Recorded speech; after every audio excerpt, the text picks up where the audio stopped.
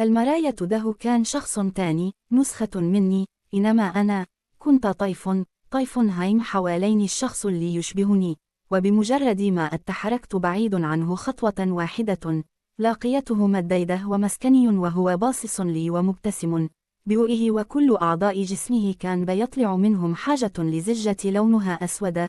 أما أنا جسمي كله كان متكتف، كنت حاسس إن أعضاء جسمي هتنفجر، لكن لطن كل ده انتهى في لحظة انفجار جسم الشخص اللي يشبهني، ودي أخر حاجة فاكرها قبل ما أفوق وأنا واقف على سور البلكونة. لا وايه، الشارع كله بينده عليا وبيحاول يصحيني من الغيبوبة اللي أنا فيها. وأول ما فتحت عيني شوفت ناس كتير واقفين تحت شباك البلكونة وماسكين مرتبة كبيرة، يعني تحسبا لأي حركة غلط ممكن تتسبب في وقوعي.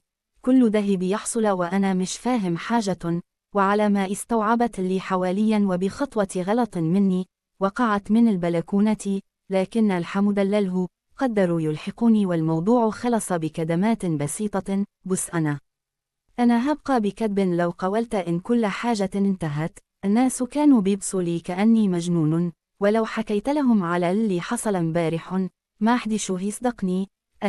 وبكده هثبت لهم وجهة نظرهم، وعشان أتفادي نظرات الناس اليومين الجايين قررت أرجع البلد. وهناك ابتدت الحدوتة. حدوتة بيت. طلعت الشقة ودخلت أوضة النوم، فتحت الدولاب وطلعت الهدمتين اللي فيه، حطيتهم في شنطة سفر مركونه فوق الدولاب. هي نفس الشنطة اللي جينا بيها من البلد أول مرة أنا وخالتي. ذكريات كتير افتكرتها أول ما مسكت الشنطة وفتحتها.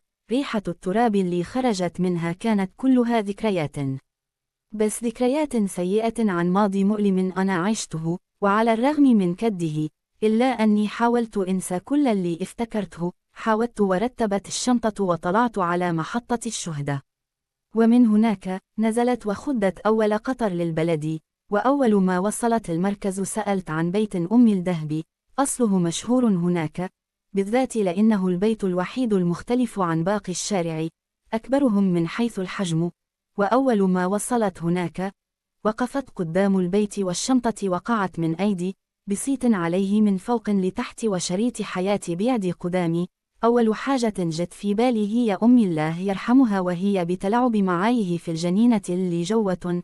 أصل البيت متحاوط بجنينة متكون من 3 أدوار كلهم متصلين ببعض، لكن في لحظة قطع شرودي صوت واحد وهو بيسألني: واقف بتعمل إياه هنا يا أخينا؟ أمشي بقولك لأحسن حد من عيلة الهواري يلمحك. أنا جاي للهواري الكبير أبوية. أول ما قولت أبوية الراجل ابتسم وقال: أبوك الهواري ما بيخلفش والبلد كلها عارفة. دي قصة طويلة يا من عمي. ضرب كف على كف وهو بيرد على كلامي. يا حلاوة يا ولاد، الهواري بقى بيجيب عيال من الجن كمان. قال كده ومشي. أنا بقى فدخلت البيت، خبطت على الباب، ما حدش رد. وقتها سمعت حد بيقول من برة إن ما فيش حد هنا، والهواري الكبير في بيت أخوه مسعد. ولما سألته على البيت وتحركت على هناك، خبطت على الباب، ومع خبطتي فتحت لي 1 6. قبل ما تتكلم ركزت معاها وقولت لها: عاملت إياه يا عمتي، بصيت لي من فوق لتحت: عدلي كبرت يا ابن الغالية، والسنين ما كنتش قليلة يا عمتي، بس نقول يه خش يا ولدي وبلاش نفتح في القديم، وألا النعمة هتبقى خسرانه فيه، حبها زي ما هي كده، مش لازم نقلب في الماضي. خش. الهواري قاعد على فرشته جوة في الأوضة اللي في وشك على طول. ثواني وكنت واقف على باب الأوضة، وقبل ما أخطي برجلي جوة قلبي اتقبض، جسمي كله اتنفض من مكانه كأني اتكهربت. بلعت ريقي وساعتها سمعت صوت حد بيهمس في ودني بصوت مكتوم: اسمع كلامه يا عدلي، الطريق واحد والنهاية كمان واحدة. الفكرة في الوقت والطريقة.